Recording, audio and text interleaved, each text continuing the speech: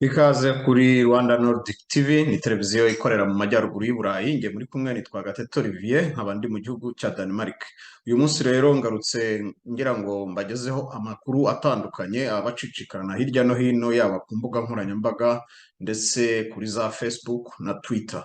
Uyu munsi rero nagira ngo mbabwire ko hari delegation yavuye mu bihugu by'amajyaruguru y'Uburayi, ubwo ni ukuvuga Norvège, Suède, Finland na Denmark. Ni kampani 16 zaje mu bikorwa by'ubucuruzi zivuye muri bino bihugu by'amajyaruguru y'Uburayi.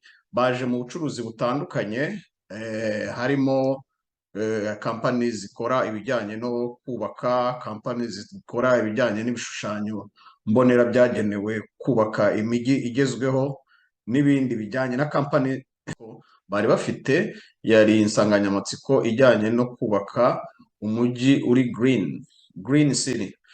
Ni ukuvuga ngo ugenekereje mu kinyarwanda navuga ko ari umujyi w'icyatsi, urangwamo n'ibiti bitoshye by'icyatsi, umujyi usa neza nk'uko Kigali muyibona isa neza. Ngira ngo hajemo n'izindi kampani zitandukanye, cyane cyane zikora ibijyanye n'ingufu z'amashanyarazi hamwe n'amazi. Muri izo kampani rero harimo n'indi kampani yaje iva mu gihugu cya Finland ikora iby'imiti. Ngira ngo ibyo ni inkuru ishimishije ku banyarwanda ndetse natwe abanyarwanda tuba muri bino bihugu. Iyindi nkuru zivugwa hirya no hino, ngira ngo abatarabisoma cyangwa abakurikira, mwabonye itangazo ryasohotse ryagenewe abanyamakuru ryo mu ishyaka rya Green Party. Ni ishyaka riyobowe na Dr. Frank Habineza. Banditse inyandiko basaba imbabazi ku makosa bakoreye abanyarwanda. Ngira ngo mu minsi yashize mwagiye mukurikirana ko iri shyaka ryasohoye inyandiko rivuga ko u Rwanda rukwiriye gushyikirana n'imitwe yitwaje intwaro. Ngira ngo abanyarwanda benshi ntabwo babyakiriye neza. Baranditse ku mbuga nkoranyambaga zitandukanye. Ngira ngo ibyavuzwe cyane harimo Sadete Munyakazi mu bavuzwe cyane, wateranye amagambo nawe. Ngira ngo abakurikira ku mbuga nkoranyambaga mwagiye mubibona. So uyu munsi rero banditse basaba imbabazi abanyarwanda, bakora itangazo barigenera abanyamakuru. Ibyo byose ndaza kubicishaho hano, muraza kubibona. Ngira ngo abanyarwandakazi, ni ikintu cyiza burya iyo ukoze ikosa ukemera ko wakoze ikosa ukarisabira n'imbabazi, cyane cyane ko abo basabiraga leta kujya mu biganiro nabo harimo abajenosideri. Gusa mu nyandiko ku gika cyabo cya 3 barasa nkaho bivuguruza bavuga ko mubo basabaga ko leta yagirana ibiganiro nabo abo batarimo. Dukomeza mu makuru avugwa hirya no hino rero, ngira ngo abenshi mukurikira mbona kuri za WhatsApp n'ahandi mu mbuga zitandukanye, mwagiye mubona havugwa ko umupaka w'u Burundi n'u Rwanda wafunguwe. Bamwe bakabyohereza bavuga bati nibyo, abandi bati sibyo. Rero ntabwo kugeza izi saha nagira ngo mbabwire ngo umupaka w'u Burundi n'u Rwanda, nanjye wambaza uti se koko urafunguye cyangwa ntufunguye?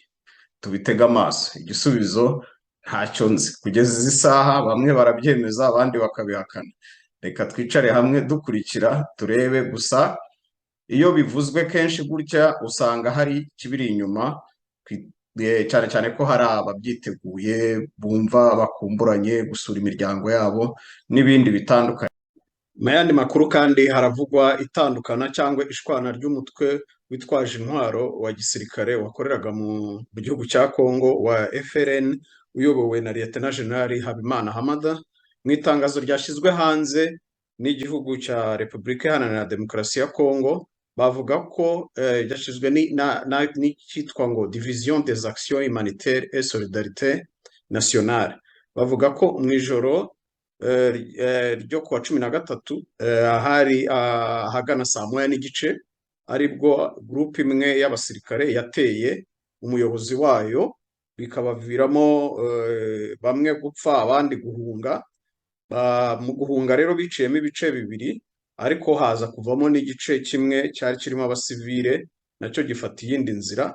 Ibi rero nk'uko byemezwa n'inzego z'aho ngaho muri Congo, bavuga ko ngo ahanini byatewe n'ibitero bagabye ku mukuru wabo. Ibi rero byaje gutuma gurupe imwe ijya ahitwa ngo Ashiro n'indi ijya ahitwa ngo Hewe Bora.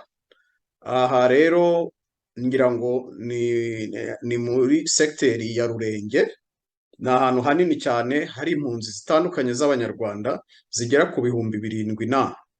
Muri izo kambi harimo inkambi zitandukanye, harimo nk'inkambi yitwa Katupu, iyo ngiyo irimo abantu 684, hakabaho n'iyitwa Magembe irimo abantu 574, hakabaho n'iyitwa Makora irimo abantu 3168, na Kasolero irimo abantu 510, hamwe n'iyindi yitwa Sungwe irimo abantu 30, Kihungwe abantu 152, Kirembwe 1874, hamwe na Mikeba irimo abantu 500.